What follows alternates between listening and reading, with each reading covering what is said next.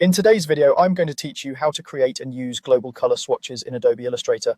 If you've ever spent time manually recoloring multiple shapes, logos, or icons, this will save you a lot of effort. Global color swatches let you define a color once and keep it consistent across your artwork while still giving you the power to update that color everywhere with a single edit. Start by opening the Swatches panel. Go up to the window menu at the top of Illustrator and choose Swatches. If it's already open, just bring it to the front.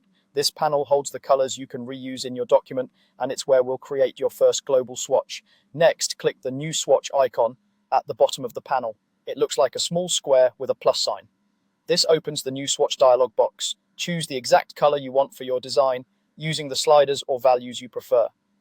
The key step here is to check the option labeled Global. Turning a color into a global swatch links it to your artwork so you can manage it centrally. You can give the swatch a clear name to stay organized, especially if you're building a brand palette or working with multiple color variations. Once you confirm, your new swatch appears in the panel with a small indicator showing it's global. Now put it to work. Select any object on your artboard and click the swatch to apply it. If you want the color on the fill, make sure the fill is active. If you want it on the stroke, activate the stroke first. Apply the swatch to all the shapes that should share that same color.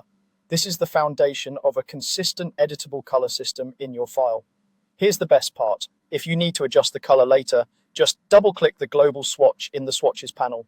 The Swatch Options dialog opens, and you can fine-tune the color to exactly what you need.